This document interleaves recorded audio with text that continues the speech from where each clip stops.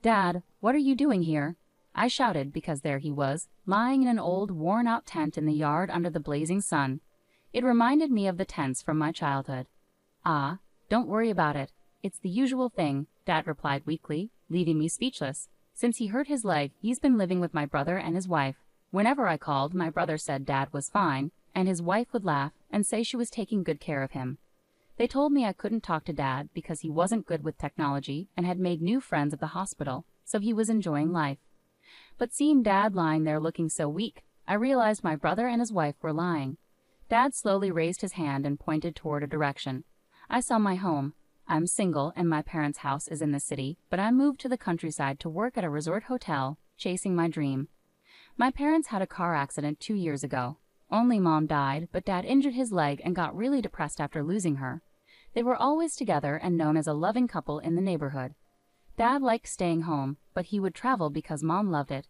On the way back from one of their trips, they had the accident, and only Dad survived. "Why did I survive instead of her?" Dad would say, feeling guilty every day. His injury made him stay indoors even more. Since I was working, I couldn't take care of him as much as I wanted. Seeing him so sad made me feel terrible, but luckily I have a brother who is 7 years older than me. My brother Anthony and his wife, Mia, live close to our parents' home and would check on us sometimes. "Dad's gotten a lot weaker, hasn't he?" I said. They were a loving couple after all. "It's understandable. We live nearby, so Emma, don't worry and focus on your work," Anthony replied. "Thank you," I said, feeling grateful. Lately I've been affected by the recession and my income has dropped a lot. I need to start saving soon. "How about you, Emma?" Anthony asked with a sigh. "I'm actually doing pretty well. Thanks to tourists coming back, I've been really busy lately. Unlike my brother, the overtime pay has helped a lot, so I haven't been struggling financially. In fact, I've had a raise and think I'm earning more than most of my peers. However, not having private time has been tough. This was the first time my brother had talked about his financial situation. He said they've had to cut back on food expenses and are barely getting by each day. He hasn't bought clothes in over a year, and they haven't gone on any trips either. They wanted children, but with their current situation, it's not possible. I was worried they were really struggling." Then, during a conversation at his house, Anthony mentioned, "Dad's leg has gotten much worse, and he needs more support. We're thinking about living together so we can take care of him." Mia added, "We were thinking it would save us money, and we could take care of Dad at the same time." "I appreciate it. Let me know if there's anything I can do to help," I said gratefully. "Thank you, Emma. Good luck with your work," Maya replied warmly. So to save money and look after Dad, my brother and his wife decided to move in with him. Dad and my brother didn't have the best relationship to start with. When Anthony was a student, he used to come home late, and Dad would often scold him. Over time, they drifted apart, and after Anthony finished college, he rarely visited. I hadn't seen them talk much since Anthony became an adult, so it was surprising that he was now positive about living with Dad. It seemed clear they were facing financial difficulties. The idea of saving on rent and living costs made sense, especially since I, living alone, understood the appeal. But I couldn't help feeling anxious about whether they would truly take good care of Dad, especially since I couldn't visit home often due to work. I regularly called Anthony instead. "Hey Anthony, how's Dad doing?" He's been smiling more these days. "I feel bad leaving all the caregiving to you. It must be tough." It's been 3 months now, and we've adjusted to living together. At first, I was worried, but it seemed my brother and his wife were committed to taking care of Dad, so I could focus on my work without worries. Several years passed, and after summer vacation ended, I decided to visit my hometown for the first time in a while. I called Anthony beforehand to let them know I was coming. "Hey Anthony, it's been a while." "Oh, it has been. How are you? Think you'll be able to come home this year?" Anthony asked cheerfully. "Yeah, things have settled down at work, so I'm planning to come home for a few days," I replied. "That's great to hear. Travel safely," he said. "Thanks. Please let Dad and Mia know I'm coming," I said before hanging up. I tried calling Dad too, but couldn't reach him. I let Anthony know and finally headed home for the first time in years. It was the longest I had been away since Mom passed away. I used to worry about Dad and tried to visit during holidays, but I hadn't been able to in a long time. Knowing Anthony and Mia were there gave me some comfort. The city home felt much hotter than where I lived. As I arrived, sweating from the heat, I noticed an unfamiliar old tent in the front yard. Was there really a tent? I wondered aloud, puzzled by its presence. Curious yet apprehensive, I approached it and sensed someone inside. Hurriedly, I made my way into the family home. "I'm back," I announced. "Welcome back, Emma. You look pale." "What's wrong?" Mia exclaimed, noticing my expression. "I think there's someone in the tent," I blurted out hastily to Mia, who had just welcomed me home. Her response caught me off guard. "Oh, that's Dad," Maya replied calmly. "What? Dad is in that tent on such a hot day?" I exclaimed, rushing to check inside. There I found Dad lying down, looking like he had collapsed. "Mia, I'm calling an ambulance. Dad seems exhausted," I said urgently. "No need to call an ambulance," Mia insisted firmly. "It's Dad's choice to live in the garden. There's nothing to worry about," she added, sounding resolute. "Dad looked fatigued on such a hot day, yet he wants to live in the garden. The man who preferred being indoors even when Mom was healthy. Dad always said the best place in summer was a cool room and a warm one in winter. It didn't make sense for him to want to be outside in this heat. Something felt wrong. An uneasy feeling crept over me. I hurried to the tent where Dad was and spoke to him directly. "Dad, what happened? Are you okay?" I asked with concern. "Emma, it's nothing. Just the usual. I'm fine," Dad replied weakly. "Do you stay out here in this heat every day? Why don't you come inside?" When I pressed him, Dad pointed slowly towards the main house. "That used to be my room. Since I moved in with Anthony and Mia, I've been staying in a closet," Dad revealed, shocking me. "In a closet? I thought they were taking good care of you," I said, feeling bewildered and concerned. "Not once have they taken care of me properly. Their decision to live together was solely for their own savings," Dad revealed bitterly. "I've told them countless times how much I hate staying in the closet because of my leg," Dad continued. "Their response was to tell me if I didn't like it, I should live outside. That's why they'd left me out here in the garden with this old tent during this sweltering heat." Dad's words were a painful narrative I wished I could block out. It was now clear that there was discord between my brother and Dad. I blamed myself for trusting Anthony. Mia, too, was not the nurturing type I had hoped for. I recalled how Anthony used to complain about her frequent nights out drinking until the early hours. This couple, who boasted about dining out every single day and never cooking at home, were clearly ill-suited to taking care of Dad. Yet foolishly, I had expected more from them. "This is unacceptable. I'm here now, and I've got you," I declared firmly. It was shocking to uncover how badly they had treated Dad. Despite their assurances of good care over the phone, they had confined him to a closet and then banished him to the yard. Anger surged through me, unforgiving and intense. Ignoring Mia's protests, I dialed for an ambulance. "There's no need for that. Please, don't make a scene," my brother's wife pleaded desperately, but I paid no heed. When the ambulance arrived, they took Dad to the hospital, and I accompanied him. Dad was on the brink of heat stroke, but thankfully it wasn't life-threatening. However, due to neglect in providing proper meals and maintaining hygiene, he needed hospitalization. "Dad, rest now. Take your time to recover," I reassured him as he settled in. Then he replied, "Emma, you're my lifesaver. I was ready to join your mom every day." He looked relieved. "What are you saying? We need you here with us for much longer." Realizing Dad had been living each day as if it were his last, tears welled up in my eyes, but I kept a smile on my face for him. I returned to the family home to gather some things for Dad's hospital stay. "Anthony, Mia, you need to explain yourselves about Dad." I confronted my brother and his wife, seething with anger about how Dad had been treated. "We were just trying to push him away, hoping he'd leave on his own," Mia confessed casually. "Yeah, surprisingly he was stubborn and wouldn't leave," Anthony said casually, almost as if it were a joke. It was clear they knew they had treated Dad cruelly. They chuckled as they recounted their attempts to push him away. "Are you even hearing yourselves? Dad's life is at stake here. If anything had happened to him, you could have been held responsible," I exclaimed, unable to contain my disbelief and anger. "You're exaggerating. We did give him food and checked on him once a day," Anthony replied dismissively, as if Dad was just some animal they were dealing with. "He's in the hospital now because he wasn't properly cared for.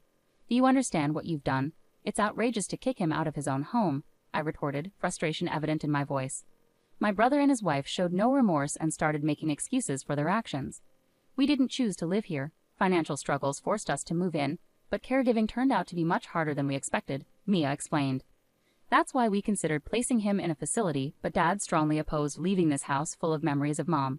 He even tried to kick us out. They pleaded to me, casting themselves as victims. They struggled with caregiving and attempted to convince Dad to leave, but instead, they found themselves on the brink of being forced out.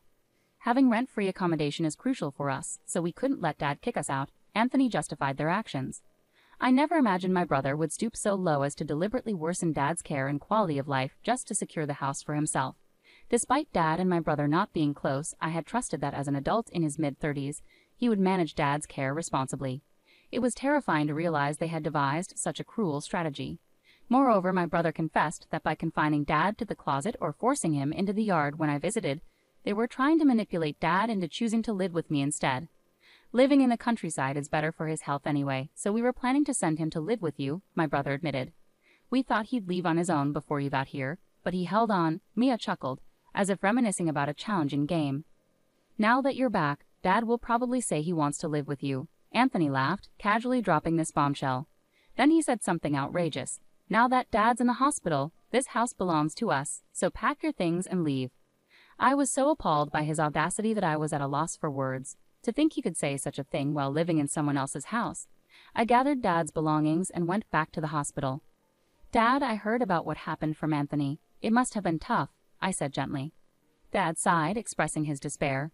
Trying to drive them out of the house backfired on me. That house is a treasure filled with memories of your mom.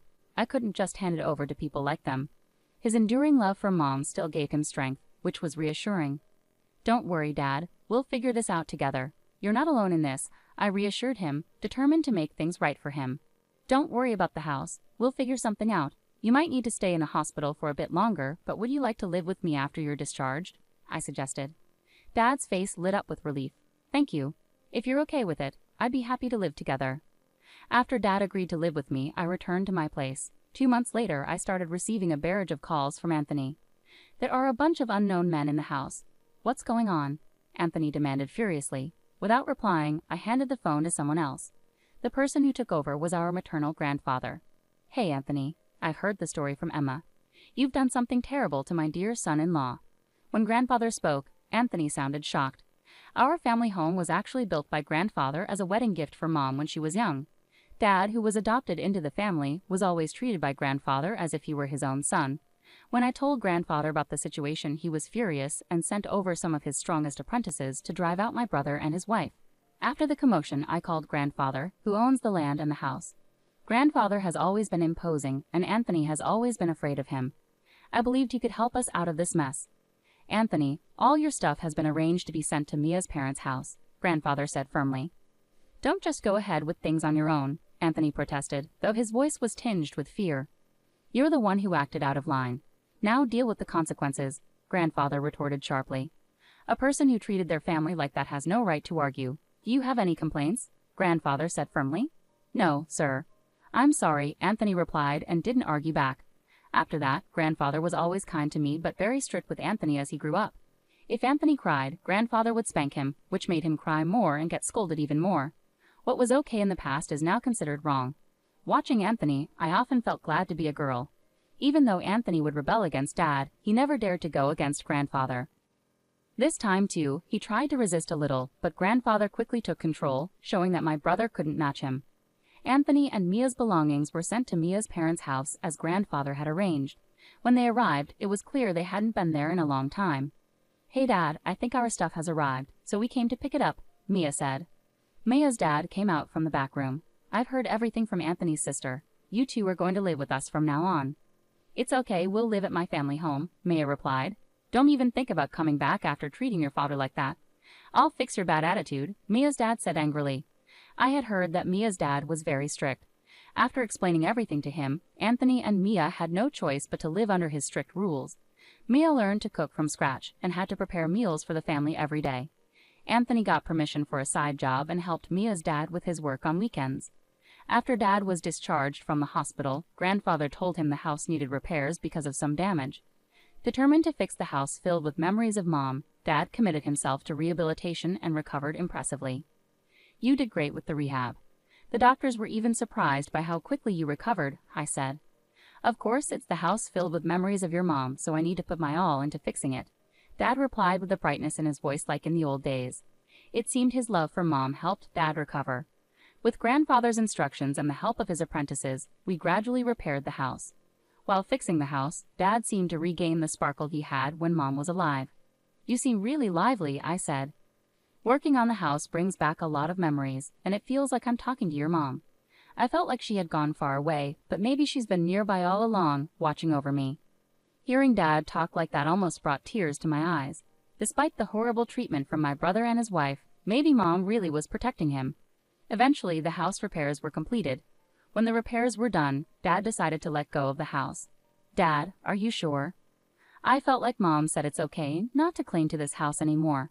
Plus, now that it's so beautifully done, I really want someone to live in it, he spoke calmly. I see. I think she would be happy too. Thanks to the renovations Dad and the team made, a buyer was quickly found. Because of all this, Dad and grandfather decided to move into nursing homes. I've started visiting more often. Dad, how are you? I'm having a great time every day. Made a lot of friends too. It's all thanks to you, Emma. Really, thank you, Dad said with a smile. Dad seemed to be enjoying his days with the other residents, making the time I spent with him even more precious. I've been living more peacefully every day. As for Anthony and Mia, we've gotten used to Dad's discipline, and it's quite comfortable this way, Mia said. Yeah, he's not strict all the time, and the house is big. It's great, Anthony added, seeming to enjoy their lifestyle too. Being relieved from caregiving, we're actually lucky, Mia said happily. Thanks to this, we're living a good life despite our low income. I feel so grateful. My brother and his wife had adjusted to living at Mia's parents' house and were happy to be free from caregiving responsibilities, showing no signs of regret. But then Mia's dad, furious at their lack of remorse, kicked them out.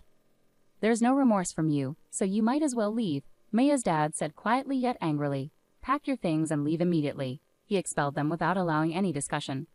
Accustomed to living at home without saving money, they found themselves homeless and desperate. Until they could afford the initial costs for a new place, they lived in an old tent in the park during winter. It's freezing. We're in this situation because your income is so low, Mia blamed Anthony. The tent is from home, but I bought you a new sleeping bag, so stop complaining. I've been working 7 days a week without a break, Anthony retorted irritably. With the money from his side job already spent, they had nothing left. How about we contact Emma and ask if we can live with her in the countryside? Anthony suggested without much concern. Soon after, Anthony called to inform me they had been kicked out of Mia's parents' house and were now sleeping in a cold park.